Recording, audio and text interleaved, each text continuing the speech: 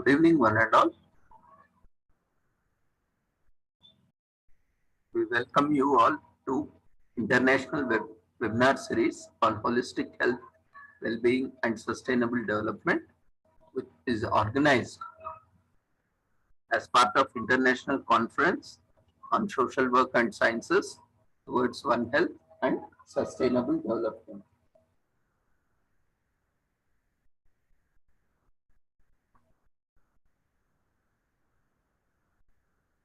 Commemorating Azadi Ka Amrit Mahotsav, nation celebrating 75 years of independence, and on occasion of World Social Work Month,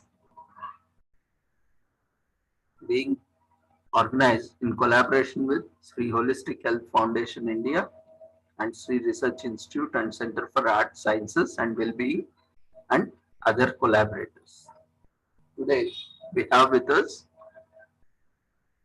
Y. Sum Kum, lecturer from Caritas Institute of Higher Education, School of Social Sciences from Hong Kong. He is a registered social worker since more than 20 plus years, and also social work educator from 10 plus years, and one of the advisors of Social Observation Project of Hong Kong Public Opinion Research Institute that conducts periodic social research. Before we proceed to the proceedings of the webinar, let's invoke the blessings of Almighty.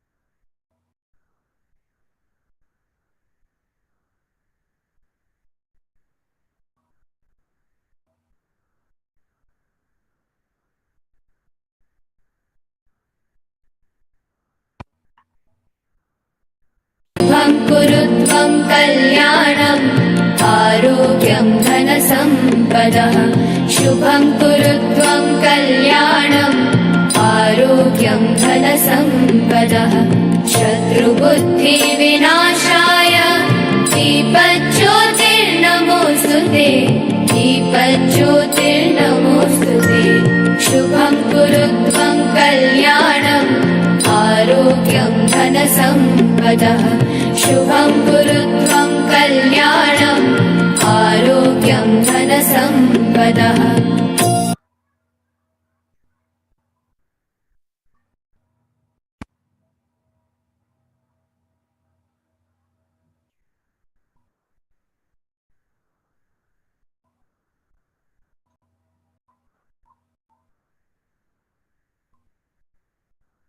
Now, with the blessings of Almighty, we continue to the proceedings of the today's webinar. Now I invite Y. Sum Kum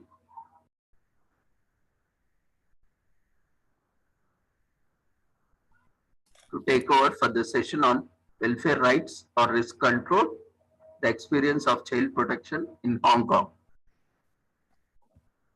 Yes, greeting to everyone. Yes, I am Y. Sum Kum. I am a registered social worker, and I'm going to present my topic is the welfare rights or risk control, the experience of child protection in Hong Kong. So today my topic is to focus on the child protection system, whether it is a kind of welfare right to protect the children, or it is a kind of risk control that protect the institutions only and neglect the welfare of the children, or put the welfare of the children in the lowest priorities. Yes, let me introduce myself first. Yes, thank you very much. It's my honor to give you a presentation and share the experience of Hong Kong. Yes, I am Y. Sum Kum, a registered social worker for more than 20 years in Hong Kong. I mainly work in the children, youth, and family living in disadvantaged and marginalized situation, as well as focus on the poverty, ethnic community, women, children with SEN, and youth at risk. I'm currently is a lecturer of Caritas Institute of Higher Education, School of Social Sciences. My main focus are on the social theory and social policy, critical social work, youth and socio-political participation, marginality and empowerment, art-based intervention, as well as the narrative therapy and radical casework. Okay, I'm now going to give you a general picture of the current situation of child protection in Hong Kong. What do we mean by child protection? It sometimes is equal to child abuse. That means when a child is being abused, then we are going to protect the children. Yes, therefore, sometimes we will interchange the word child protection and child abuse. Yes, it is the newly registered child protection cases in the past 10 years in Hong Kong. Yeah, the light blue line is the total number of the newly registered child protection cases in Hong Kong. You can see that it is in the upward trend. It is uprising. It's from 894 in 2012 and rising to 1,367 cases in 2021. It's about the 50% increases. Yes, we have to ask, what happened to the child protection system in Hong Kong in case we focus on the child protection? What is the reason of the increase of the child abuse? What is the reason behind the uprising trend of the child abuse case in Hong Kong? Yes, although some people argue that it is not so many child abuse cases. However, we believe that we should take the stance of zero tolerance to the child protection cases. Yes, and you can see that the light green line is the physical abuse. It is the most common type of child abuse in Hong Kong. And the second one is the light purple line. It is the sexual abuse. And you can see that the physical abuse as well as the sexual abuse in Hong Kong during the past 10 years, the number of cases has arisen. Yeah, another picture is the relationship, the perpetrator's relationship with the maltreated children. Yeah, you can see that the very obvious line is the red line, which is the parent were the main perpetrators with maltreated children. Yeah, what's the meaning about this? Is it about the relationship of trust between the parent and children? Yeah. Furthermore, there we have the paradox of stranger danger, which means that stranger is very dangerous. Stranger will do harm to children, no matter it is the physical harm or the sexual harm or the psychological harm. However, we can see that apart from parent, sibling, step-parent, grandparent, relative, family friend, caregiver, school teachers, tutor, religious personnel, as well as classmate, friend, they are all known to the children. That means the paradox of the stranger danger is just the paradox. It covers the main relationship, that it covers the perpetrator's status with the maltreated children.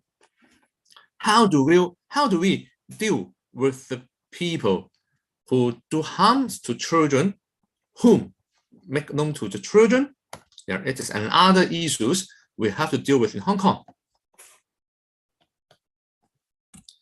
Yeah, the third picture is the distribution of children by age for 2020. Yes, most of the children being abused were age 12 to 14. It accounts more than 240. And the second one is the infancy, 0 to 2 years old. And the third one is the 15 to 17 years old, as well as the 6 to 8 years old. Yeah, it is the distribution of age. Yeah, what does this mean? Is it implying the poor parenting, or is it implying the changes of stages of growth of young people that irritate the parent, so that the parent will use the authority, power to abuse the children? Yeah, and then I will introduce the governmental practice of child protection in Hong Kong. It seems that it is very good. Yes, the main feature of the child protection system in Hong Kong is the multidisciplinary collaboration. It collaborates in partnership based on working together and trusting each other, achieve the common goal of protecting the vulnerable and for the welfare of children. However, we have to ask a very deep question and reflective question: is where is the voices of children and young people in the process of child protection system? Are the voices treasured in the system, or their voices are just the rhetoric to the multidisciplinary collaboration? Yes, the department for the multidisciplinary collaboration are the Labor and Welfare Bureau, the Education Bureau, the Department of Health, the Hong Kong Police Force that will investigate if the cases is the criminal one a lot, and other is the Hospital Authority, a Social Welfare Department, as well as the Hong Kong Council of Social Service. You can see that it is a real kind of multidisciplinary collaboration. But where is the places of the family and the children? Where are the voices? Yeah, when a child is suspected to be harmed or maltreated, yeah, there will be a multidisciplinary case conferences participated by a social worker, doctor to do the assessment of the health and mental health state, police officer to report back if it is a case of criminal one or not. The clinical psychologist and teacher, etc., will be held to discuss about the incident nature and follow-up plan for the child and his or her family. It seems that it is very good and very comprehensive to have a multidisciplinary case conference to discuss the welfare plan of the children. It seems that, of course, the children participated are those being abused. But are all the children being abused will be considered as a child abuse case? Later on, I will give you some elaboration. And the other one is the Child Protection Registry Statistical Report. Yeah, it is to announce the number of child abuse cases on a yearly basis. I will argue that the number of cases is much smaller than the actual number of cases. Yes, and I will explain later on. And the third one is the Protecting Children from Maltreatment Procedural Guide to, there is a procedure guide for the statutory social worker and the social worker from NGOs such as me. I'm a social worker from the NGOs. Yeah, how to proceed the child abuse case. Yes, another one I will introduce the service about the child protection. It is a family and child protective service. Family and Child Protective Service Unit. It is mainly responsible for the child protection case. The service objectives are to prevent occurrence of child abuse, help the victims and their family members to overcome the trauma, assist families with the problem of child abuse to restore normal functioning, to safeguard the interests of children through the provision of social investigation report to the court, statutory supervision, etc. The FCPSU is comprised of social worker. Yeah. Therefore, social worker from the FCPSU will do the assessment. Yeah, the service scope are receive the public inquiries, like, for example, from public or other social workers from NGOs. And the social worker of FCPSU will do the outreach service to conduct initial assessment promptly, for example, to take out the children for the medical examination or a temporary care. Yeah, to understand the family background, to initiate contact with the victim of suspected child abuse, to investigate if it is a court case, the joint investigation with the police to see whether it is a criminal case, and to it leads the multidisciplinary case conference to work out the welfare plans, assist the court to conduct a social assessment to see whether the child to put into the custody. It sometimes will provide case work and group work services, etc. However, yeah, what is the definition of young people abuse, or we call child abuse, in the procedural guide? It is not definition. It should be also noted that cases involving child welfare, but not defined as child abuse in this procedural guide, should also be handled with care. Yeah, it is the definition. Furthermore, the assessment is based on individual case merits and take into consideration of various factors, instead of just focusing on the frequency and nature of incident that has occurred. That means if the child abuse is not as serious as it happened, or as serious as it defined, then it will not be the child abuse case. And let me explain this. Yeah, in the procedural guide, the risk will be defined. The risk will be defined as at no risk, at intermediate risk, and at high risk. It seems that it is very comprehensive as well. For example, yeah, from the left column, yeah, you can see that. For example, the number 2, the severity and or the frequency of abuse, physical or sexual. Yeah, the question is, the low risk case will become the child protection cases, or just those children are at high risk are considered and defined as the child protection cases? Is a big difference. Yes. The identification and reporting of a suspected child maltreatment case, as stated in the procedural guide, identify a child possibly being maltreated and then to collect basic information. Yeah, it seems that it is a normal procedure. If there's an initial indication of a child possibly being maltreated, then report to the pink box. That is to report to the FCPSU. If it is the non-known case. What is non-known case? That means it is not a case referred by the social worker from NGOs. Maybe it is referred by class teachers, or it is referred by the school principals, or it is referred by the district councillor, or it is referred by the, for example, some neighbors. If it is a known case, then to report to the responsible social worker of the concerned service unit. For example, if it is a known case to me, then the case will return back to me, not to the FCPSU.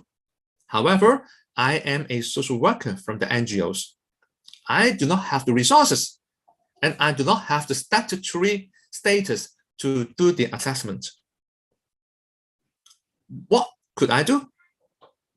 I will report the case to the FCPSU and make the public inquiry to the social worker from FCPSU, and to prove that the children known to me is at the highest risk. Inquiry on suspected child abuse case from general public, social workers from other sectors like me. Proof of the suspected child abuse case, for example, low level, mid-level, or high level of risk. Yes, how to prove is a big question. My experience when I was social worker reporting suspected child abuse case like this, the politics of information giving. As I said before, if it is at lowest risk, then it will not be defined as a child abuse case. And then and then I am the responsible social worker to follow up the case. However, I don't get the resources required to handle the child protection case. That means if the children is at the lowest risk and FCPSU didn't agree on the risk level and declined to open as a child abuse case, then no support from FCPSU will be given. Most child protection referrals therefore come to nothing and yet consume vast resources to argue for the definition. When it comes to the definition of child abuse, it is more precise and restrictive, as so as to enable priorities and resources to be devoted to the child welfare. That is at the riskiest situation.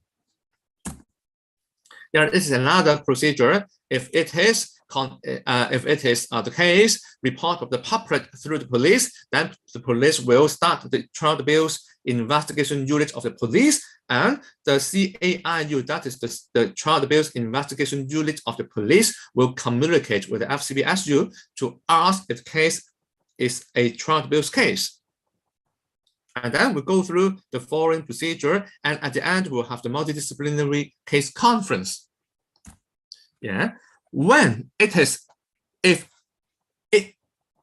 if there is proof, evidence to show that it might be a child protection case, then this procedure will come to action.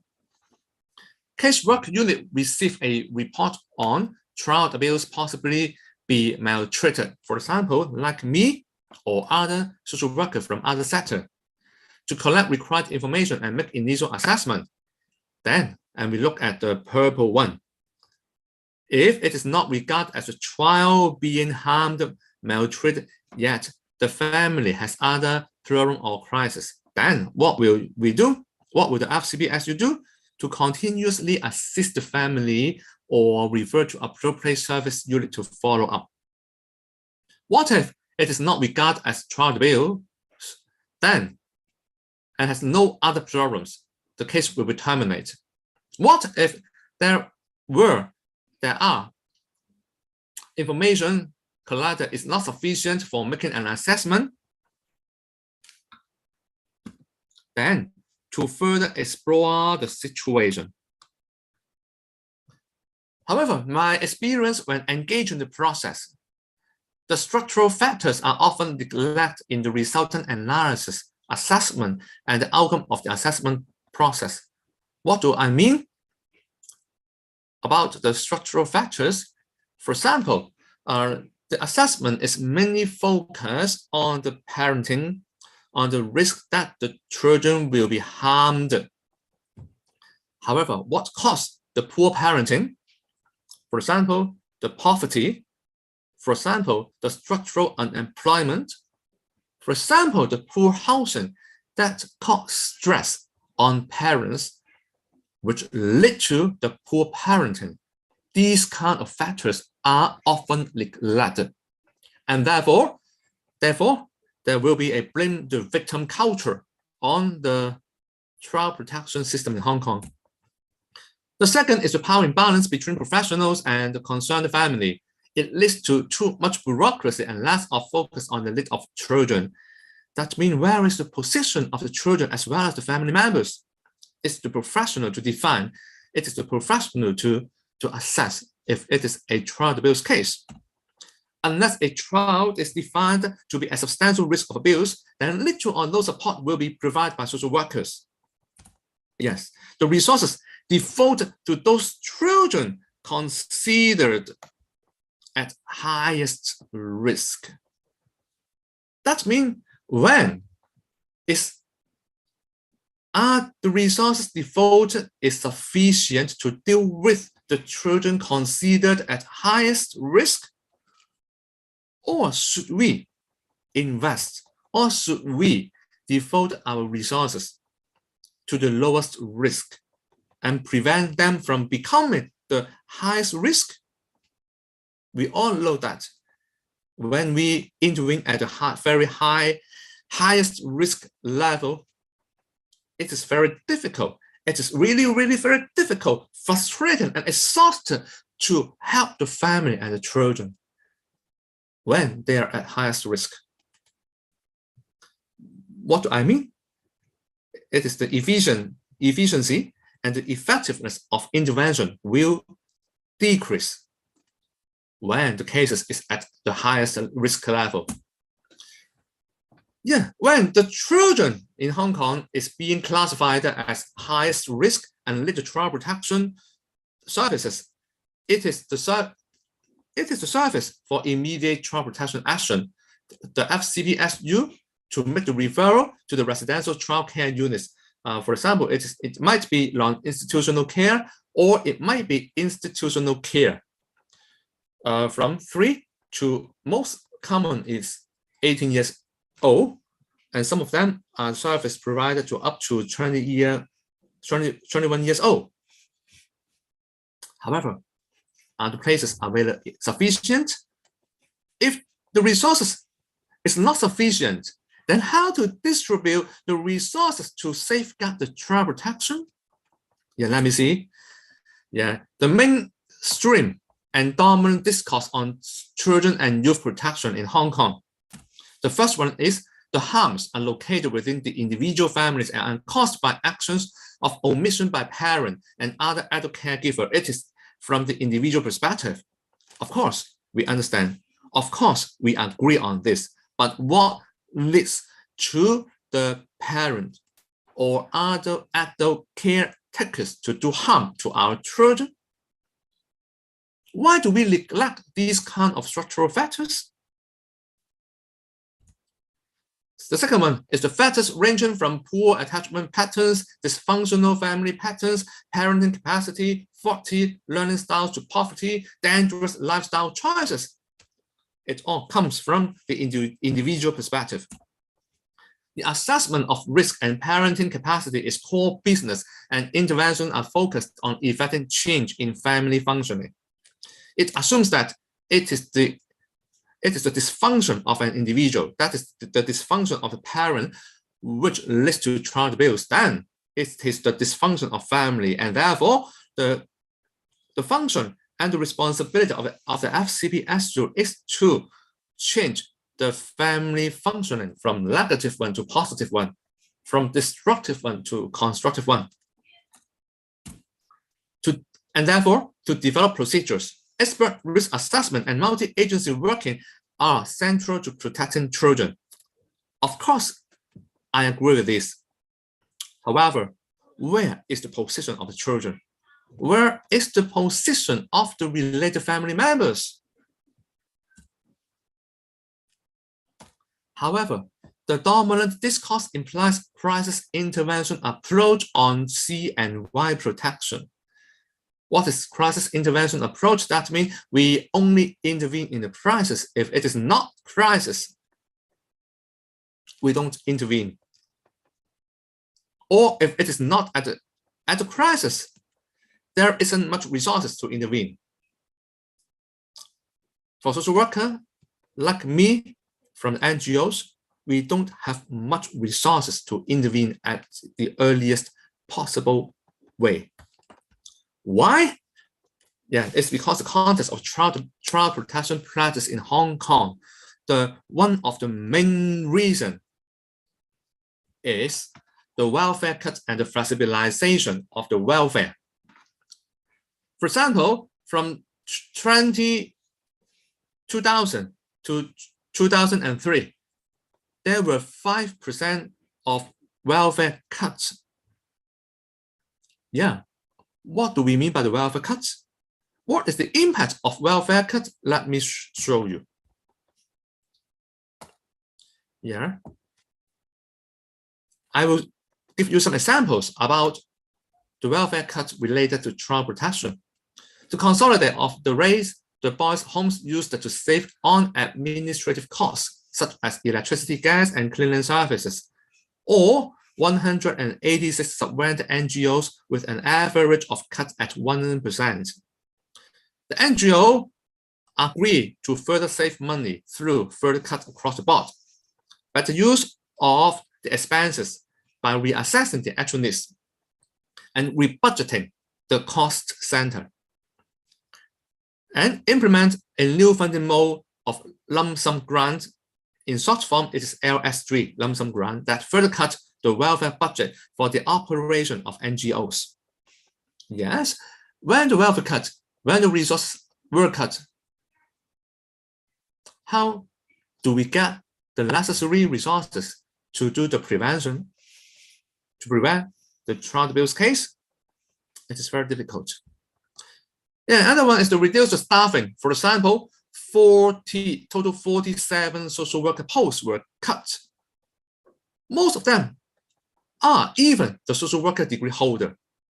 Yes, the medical social service units were merged, and therefore 18 social worker degree holder were cut. Savings are achieved by reducing the intake of the kindergartens. Yes, and then to implement the service performance monitoring system that closely monitor the service output. It seems it is normal and it seems it is the accountability. However, it enhanced the culture of the preoccupation with risk, and then I will explain it later. And when we come back to the example of the welfare cut, it is the closure of the Charcot Children's Home, 2 senior welfare worker posts, 16 welfare worker posts. That means fewer manpower to handle the highest risk cases of child abuse. Fewer manpower, fewer social worker to deal with the most difficult case. Then how come we can really protect the welfare of the children when our welfare resources were cut? Yes. I will argue for it is a kind of residual mode of child protection in Hong Kong. Through the implementation of SPMS, FSA, SQS, the government expects greater efficiency and effectiveness in welfare provision. That means to lower the number of cases of child protection. How to do it? How to do it? Do you know? Yeah, to decline some of the cases and to admit the highest risk cases of child abuse. The implementation of lump sum grant provides the appetite to NGO to agree to a greater freedom to use government subvention, although the cut of the overall welfare budget. That means the NGO agree to welfare cut as well. Wow. The NGOs should be the organization to protect the child abuse. They all know that they need resources to provide a safe environment to do the child protection. This creates an atmosphere of risk management and risk control, given the principle of value for money and value added. That means the efficiency and effectiveness. The government provide the money, the government provide the resources. Please do better. How to do better? Control the risk and manage the risk. Where is the welfare of the children? To guarantee resources devoted to those children considered as most risky. Less resources are available to more families at an earlier stage. So we can see that the current child protection system in Hong Kong is a residual one. And therefore it leads to, I suspect it is the case, the institutional abuse. That means the maltreatment of a person, not only from the parent, not only from their perpetrator, as I shown you before. It is also from a system of power. For example, the government policy, for example, the FCBSU, for example, the NGOs that risk the children's life in poverty, risk the children's life in a lowest risk or intermediate risk. This can range from similar to home-based child abuse to the effect of assistance program working below acceptable service standard or relying on harsh, or unfair ways to modify behavior. The children are the main cast for us to protect them. How come they become the prisoner of the child protection? And other features, I would argue, is the preoccupation with risk. The society demands that risks are identified and controlled by appropriate bodies, even though there is actually limited capacity to do so, especially after the welfare cut. The capacity to identify and control the risk, the capacity decreases very much. However, the government asks for more for the fewer resources. How do the NGOs, how do the social workers to safeguard the welfare of children, to prevent them from child abuse? It is a very difficult question to answer. However, it is a very easiest one. Therefore, risk has replaced the need as the principle around child protection services are organized. Unless a child is defined as substantial risk of abuse, then little or no support will be provided by a social worker. That is the risk matter, instead of the child needs matter. Risk assessment in itself constrains social work practice by privileging notions of predictability rather than the uncertainty and ambiguity of everyday practices. That is, our work is to maintain, control, and prevent risk. We have to predict if there will be risk occurred tomorrow. However, our everyday practice is a kind of uncertainty and ambiguity. How come we are sure that something will happen tomorrow? How could we do that? I cannot give an answer.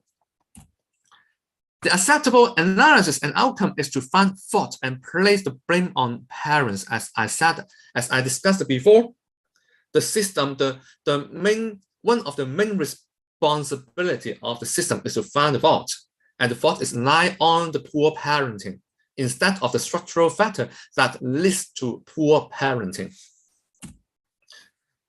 Furthermore, it comes to a more precise and restrictive definition of child abuse that enable priorities and resources are devoted to child welfare rather than child protection.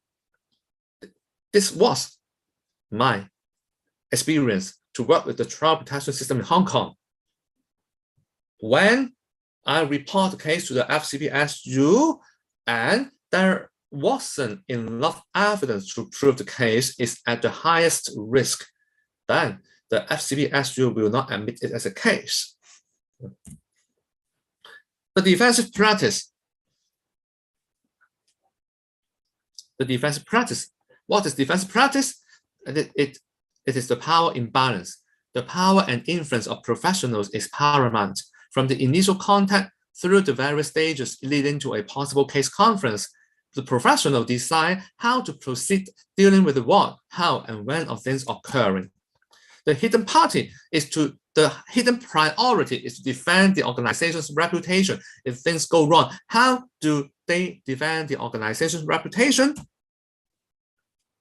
It is easier to do if the rules have been followed. Therefore, procedure arise. And to follow the procedure is the only way to safeguard the child protection, is to safeguard the child welfare. But is it the case? It tends to become a system of social control. And therefore, it gives rise to the procedural model of child protection. It emphasizes on investigating, assessing, and examining the evidence. The process involves the following of detailed procedures, completing bureaucracy within specific timescales.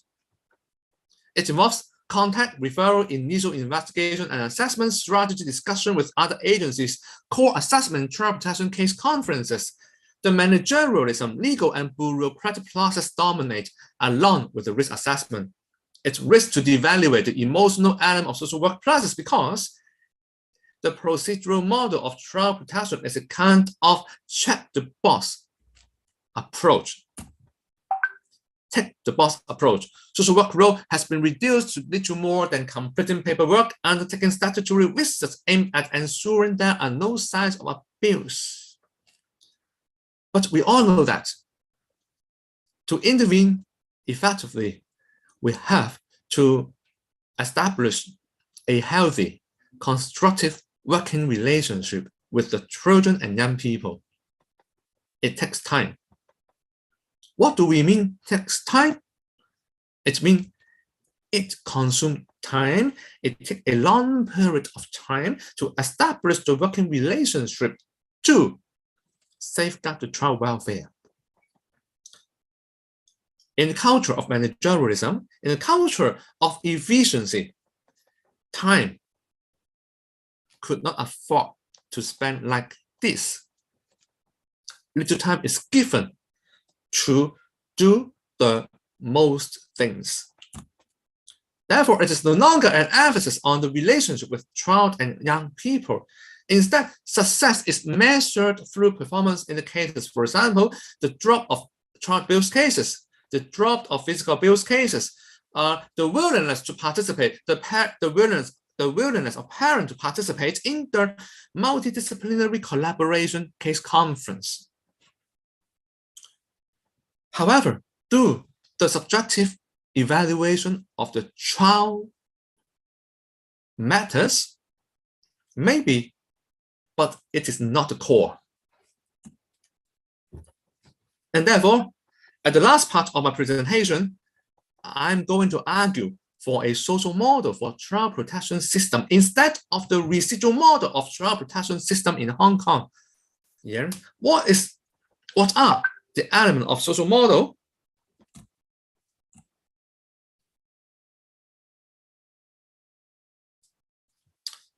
Yeah, the basic assumption of the social model is to challenge the dominant biomedical models that focus only on individual impairment, disease, and risk. Draw attention to the economic, environmental, and cultural barriers faced by people who are viewed by others as having some sort of impairment, a movement where those leading services were instrumental in articulating their rights. That means we are not only focused on individual impairment.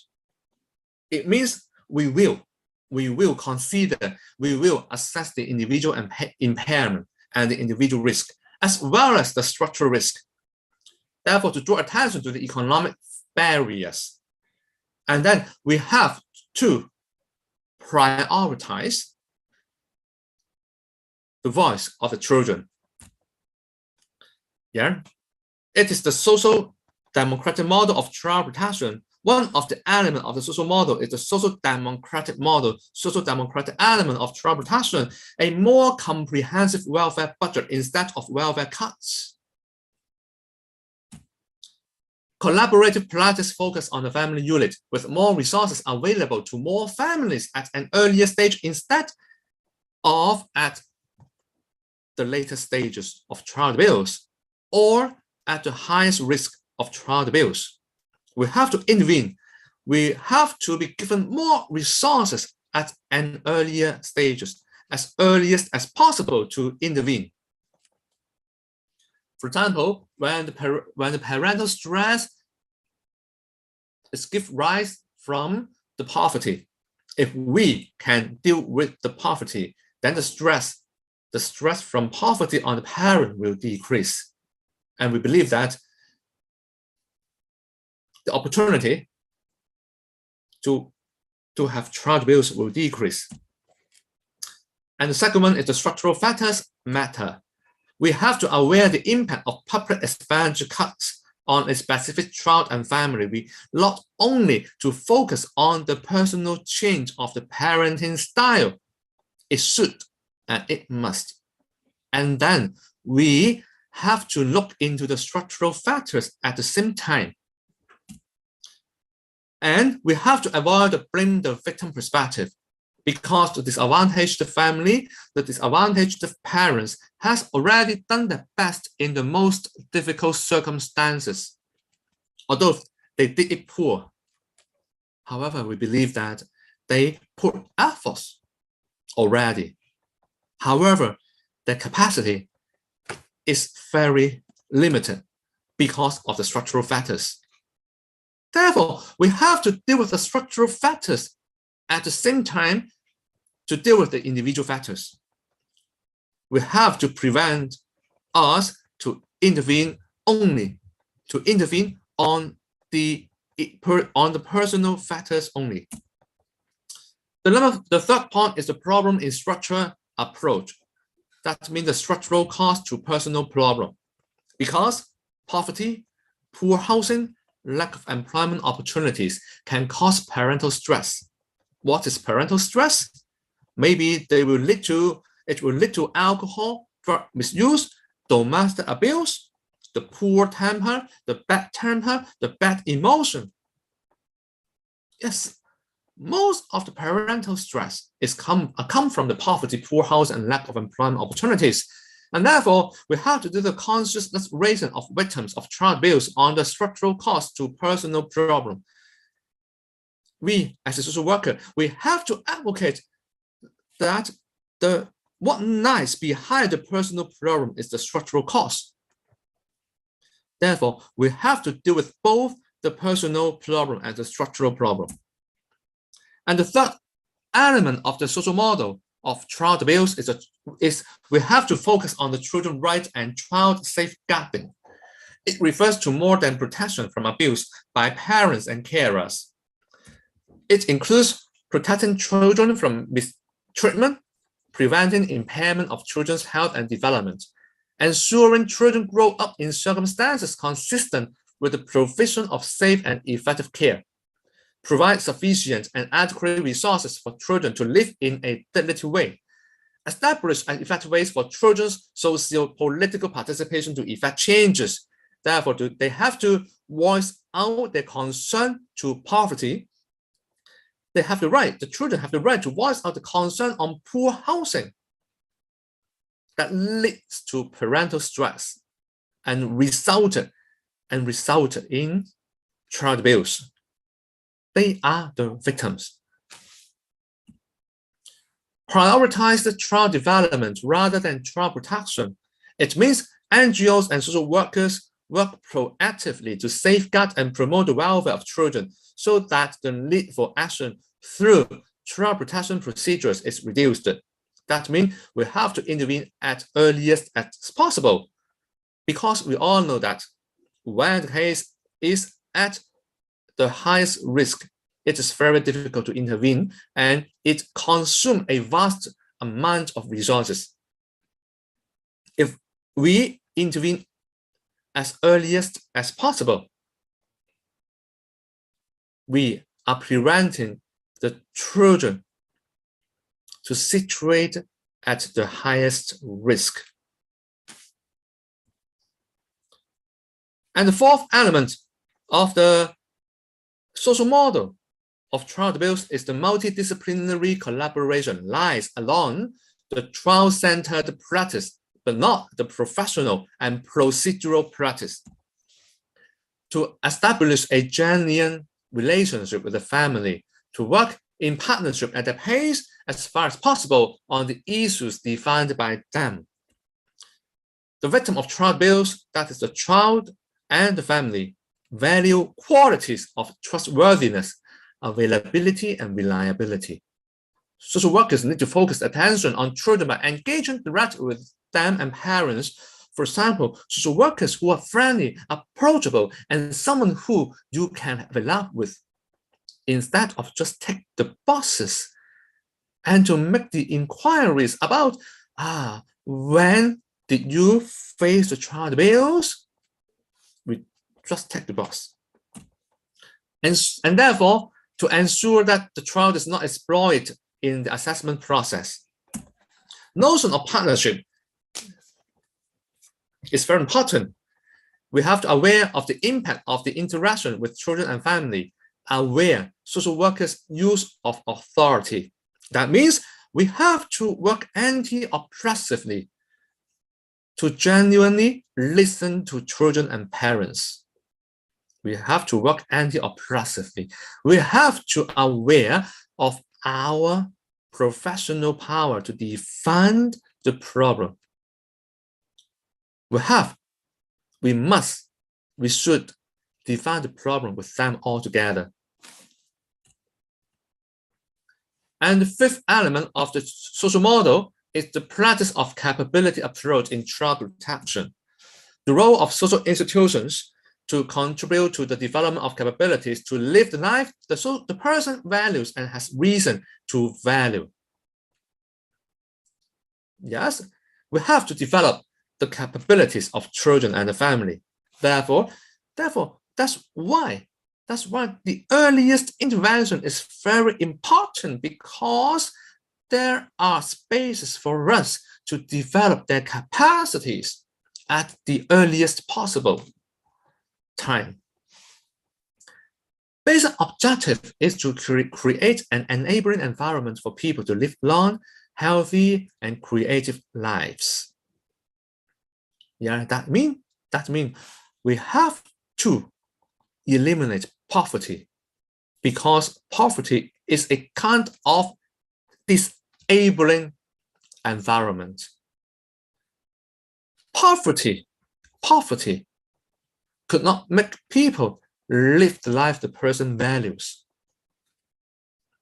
Therefore, poverty is a kind of institutional abuse.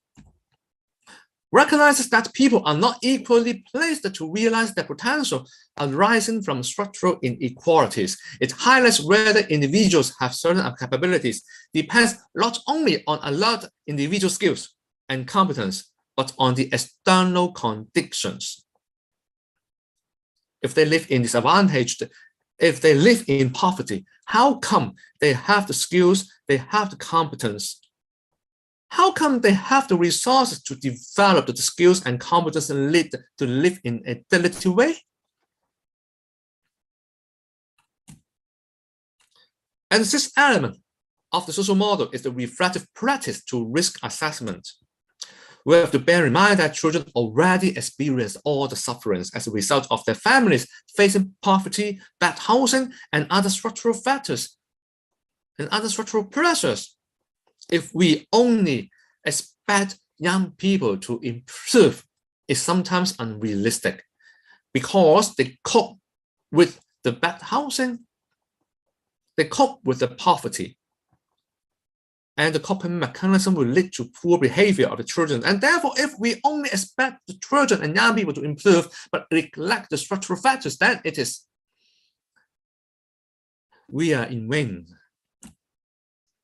And the second one is the imaginative use of risk assessment process. That's a task that engages the children that lead to joint decisions about what action needs to be done as a means of gathering qualitative rather than quantitative data, which is at the child's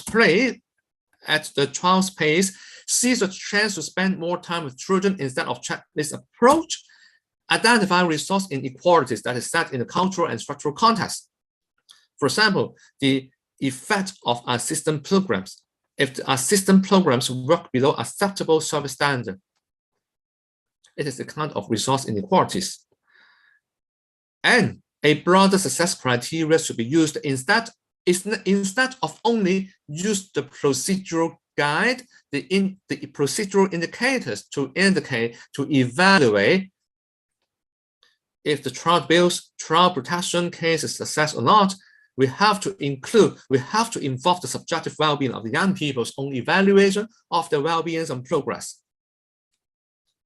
And the seventh element of the social model is the reflective qualities of social worker. That is our reflective mindset. In anti-oppressive oriented child protection practice, we unlock the machine. We unlock the state apparatus to work for the state. We are here to work for the children, so we must uphold the anti-oppressive orientation. In the child abuse practice and in the child protection practice, how can inclusive and non-shaming conversations be held about painful issues? How do we prevent further shameful conversations with the child being neglected, with the child being abused? How do personal values and assumptions of social workers influence our work with children and families? What impact do wider political discourse have on belief systems and decision-making processes? Are practitioners supported to work relationally and reflect critically on practice? How are the psychological and material consequences of poverty and other forms of inequality addressed in work with families, although it might be a medium and long-term goals? However, we cannot leave a blind eye on these structural factors. How do workers use power? Do they compound or disconfirm feelings of shame and humiliation? Do we listen to the story of the children being abused genuinely? There are the ways of working with families beyond individual casework and home visits. Yes, therefore, I will argue for a social model for child protection system in Hong Kong. If the social model of the child protection system in Hong Kong is a kind of welfare right to child protection, instead of the risk control from the residual model of child protection. Therefore, I'm asking for a society for all. Here we are as the social workers to work for the equalities. Here we are as the social workers to live in solidarity. And we have this responsibility, and we as the social worker community have the responsibility to create a society for all. Thank you. It's the end of my presentation. Thank you for the elaborate and detailed and insightful session on child protection. Small query from my side. You have included this statistics, budget data. It seems to be quite old. So can you just clarify on the latest budget allocations? Are they still same, or they are declining, or they have increased in 2022 or 2011 comparatively? Over to you.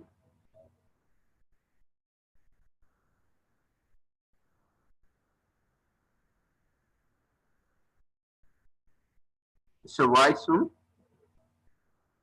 Yes. Yeah, can you just clarify on budget allocations by government in recent years? Because in the slideshow, I could see only 2002 or 2003, so on. What about 2022? Yes, you mean the welfare cut? Yeah, welfare budget. Yes, the welfare budget. I have yes. What was the latest budget you have taken into consideration?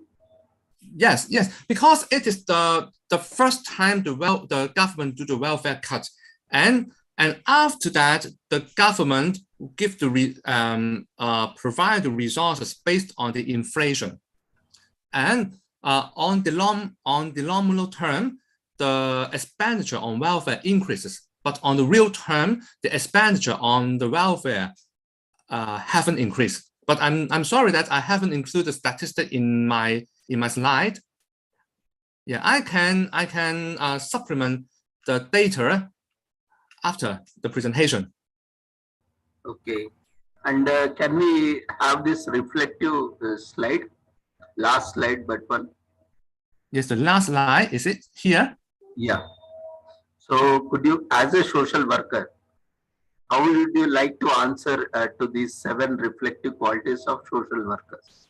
If you have to answer to all these 7 questions, so Okay. how would you like to respond? Take your own time and respond. Thank you. Yes, you mean you would like me to answer the 7 questions? Yes. Okay. How can we do the non-shaming conversation? Yeah, it's like this. Because the experience of child abuse is a negative one. We have to very aware that if we recall the negative experience of child abuse, that is the severity of the child abuse, then it will cause other psychosomatic symptoms to the children. And therefore, maybe we will use the art form, for example, drawing and painting for the children who are being abused to share their feelings. Therefore, we have to work on the feelings of the children first, and then we ask for the fact of the child abuse. If when we do the assessment, if we only focus on the fact, for example, when did your parent abuse you, when did your teacher abuse you, it only recall the experience. However, the feelings will turn inward, and this will cause, for example, some psychosomatic stress. And the second one is the how do personal values assumption influence our work with children and families. For example, if we assume that it is only the poor parenting that leads to child abuse, instead of we believe that it is both the structural as well as the personal reason, then we will only focus on the blame the victim approach. That means this is the poor parenting.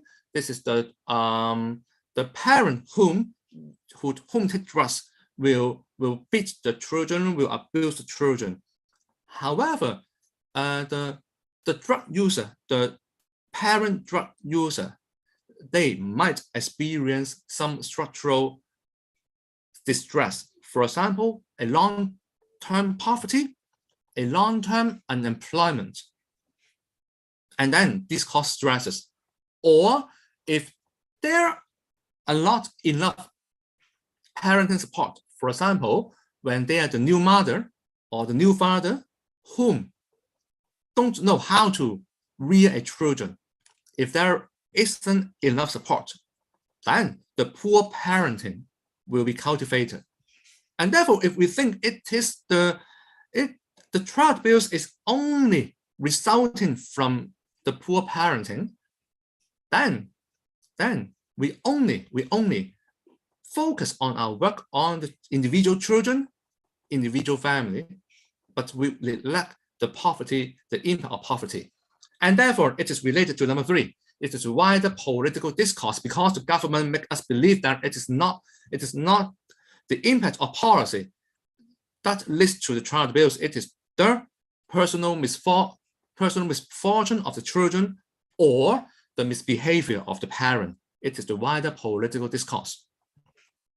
And therefore, our practitioners, question number 4, our practitioners supported to work relationally and reflect critically on practice. That means, are we geared on the anti-oppressive practice?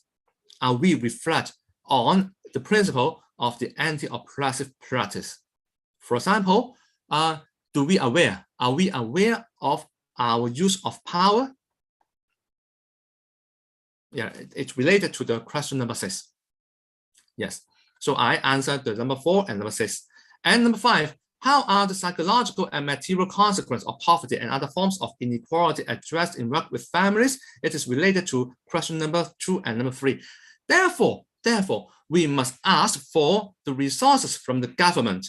That is from a social democratic perspective, that the government to provide much more resources leniently for us as a social worker to intervene at the earliest stages.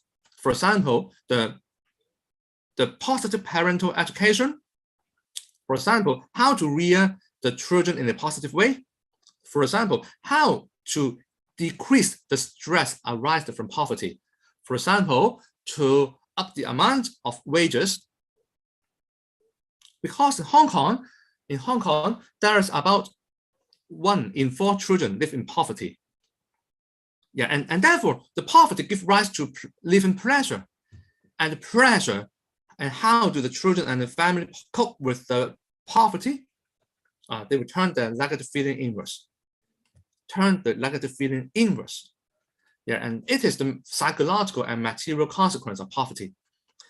And as a result, how do workers use power Yeah, it is related to question number 1 and number 2. That means, yeah, how do we work at the pace of the children? How do we listen to the voices of children? Because they are the victim. In Hong Kong, some of the girls will be placed at the girls' home. And there are some rules like this. The girls must return to the girls' home before 8 o'clock. However, in Hong Kong, a normal girls from a normal family, they can go out with friends even at 10 o'clock at night. However, the rules of the girls' home, is it a kind of restrictive measure? Do they agree on this? Are they free to meet with their friends? Yes, it is a kind of power. We have to make negotiation with the children. Therefore, and when we negotiate with children and young people, we have to do it periodically. And the last question is, are there other ways of working with families beyond individual casework and home visit?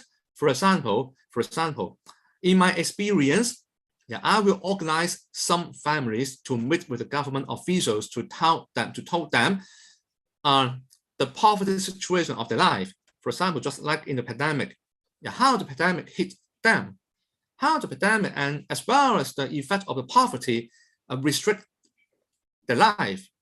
Yeah, we have to organize them to talk and to negotiate with the government. Yeah, to do the lobbying, to do the advocacy with the government. Of course, we do it in a maybe peaceful way, maybe facilitating way. Yeah, to show that the real concern of the children and family are addressed at the earliest possible time and ways.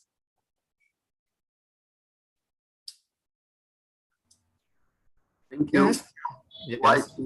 for greater insights, and you have thrown various aspects through a multiple strategy of various departments, and how they are collaboratively working towards child protection.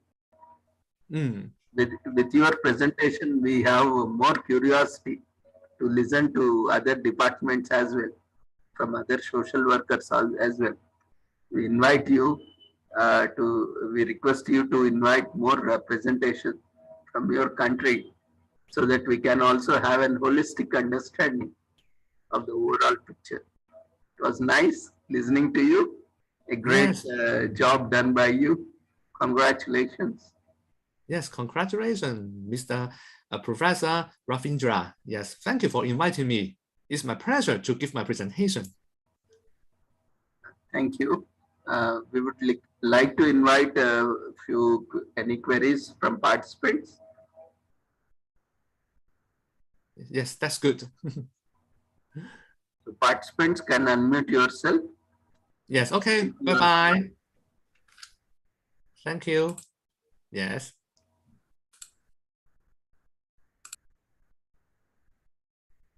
Participants, if you have any queries, you can raise your hand or unmute yourself.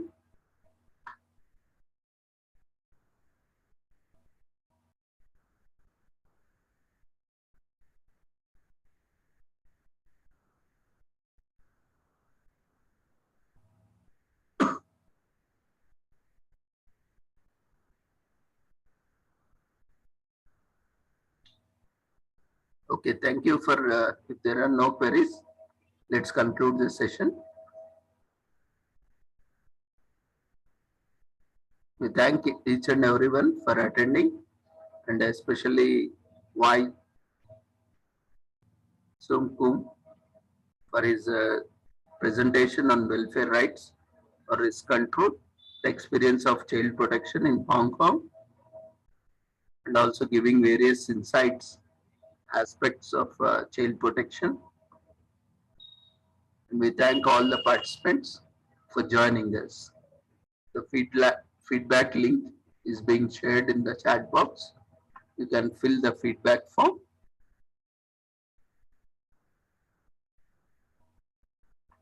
you have any queries, you can unmute and ask or raise your hand.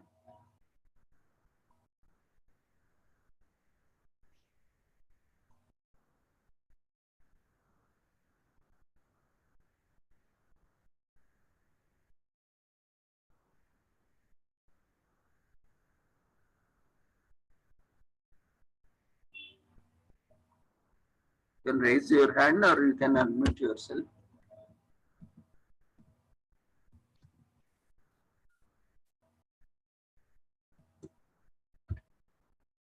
Feedback link has been shared in the chat box. Kindly fill up the feedback form before you leave. Manjusha? Yes, good evening, sir. Are you able to hear me? Yes. Yes, thanks, sir, for organizing such a wonderful session, and nice to hear you, Wang, sir. Means if my pronunciations are not wrong, very nicely you has answered the questions, explained the 7 qualities as NGO. Means we are very great to listen that. Thanks a lot, sir. I just want to express my gratitude towards you. Thank you, Manjusha. Anyone else would like to share their observation or comments or have any clarifications? You can go ahead. Unmute yourself. Oh, sir, this is Ram Mohan Namile here from Hyderabad, India. Yeah, Ram Mohan. Sir, my just observation, share of thought is that across the globe, in any country, any child, when born, we do not know the potential of the child, how important he will grow, what could be his contribution to his own country and the world at large. So it becomes eminent that the child is to be protected and his potential, his or her potential studied from time to time, from the age of 3 or 4, whatever.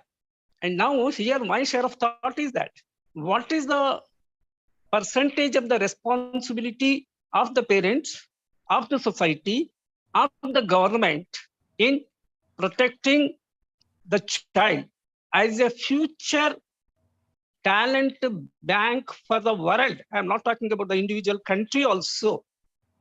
Oh, this aspect I would like to share that each country follows its own norms at the government level, culturally at the society level. But ultimately, it should be our endeavor to see that the talent is not lost midway. So this is my share of thoughts, sir. Thank you. Yeah, thank you for sharing your thought. See, we can't say what would be the percentage of parents or society or government. Let's understand the basic things here. The very first responsibility lies with the parents because they are the ones who brought the child to this world. So the very first responsibility lies with the parents.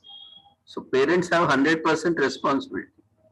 Then society in which parents as well as the child is part of the society, society has moral responsibility towards the safeguarding of the child because they are the future generations and they are the future of the society. So society should have similar responsibility towards the child as well as the parents.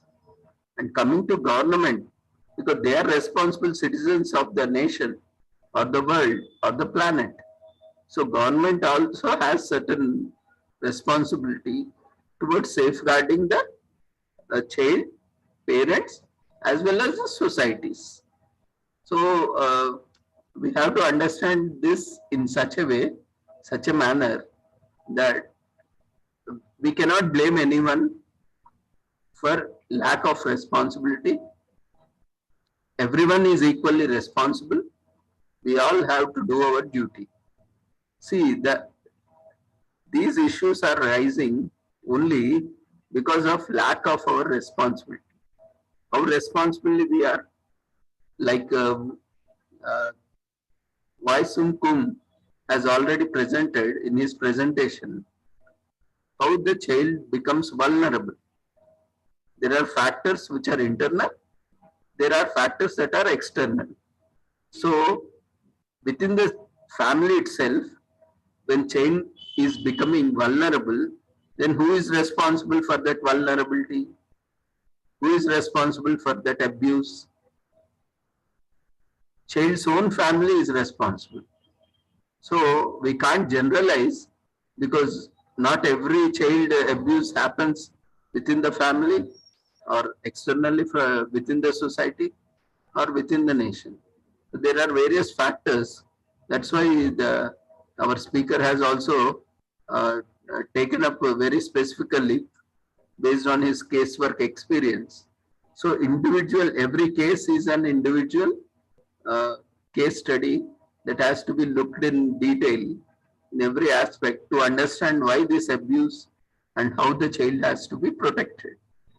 So without, we can't generalize, though we have statistics, and this seems to be common across the globe, not only just in India or Hong Kong or in some other place. The vulnerable population, that is children and women, seems to be vulnerable across the world, across the planet. Then why this vulnerability has come in the very first place? It is due to abuse within the family, the discrimination that goes within the family. So everything should start with us. We have to educate mothers especially, then father, then the family members, not to discriminate. First of all, it should start with us, with every one of us. That awareness has to be created. We cannot go on preaching for years together. We have to start practicing from today itself, from this moment itself. That will only bring change. By preaching years together or decades together, nothing is going to happen.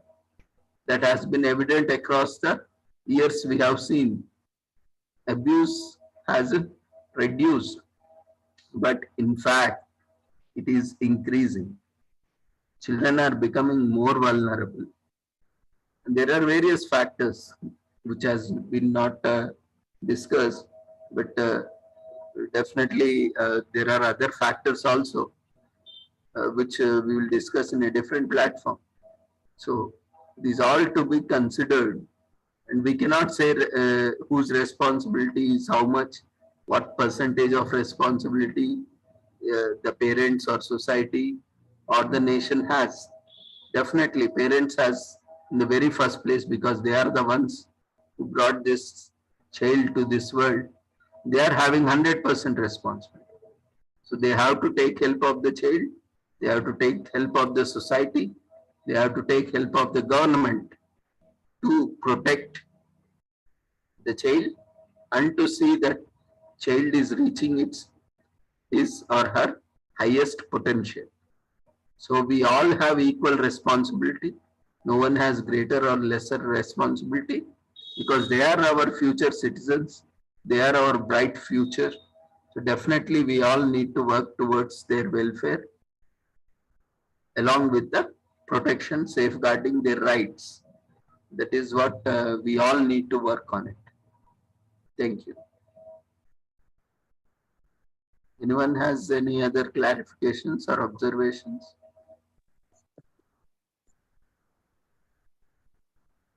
Fine, sir. I'm happy that my chair of thought made you to make a little bigger presentation from your side, Ravindraji. Thank you. Yeah, thank you, sir. Anyone else have any queries or comments? Otherwise, there is a feedback link that has been shared in the chat box. Kindly fill up the feedback link. It is mandatory to receive certificate.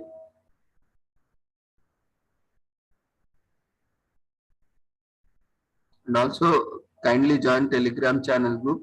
That's where the certificate link, download link will be provided. Do share link, Telegram channel link with your friends. so that they also get the opportunity to join. Thank you once again, Wai Sum Kum, for joining and giving various insights in social protection and welfare measures taken up by the government and also NGOs. And you are really doing a wonderful job over there. And we wish you all the success. Thank you.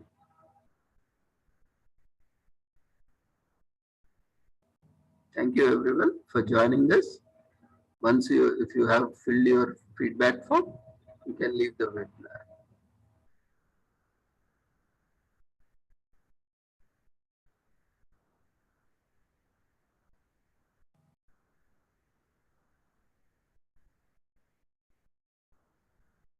So see you all tomorrow at the same time with the same link. Link remains same.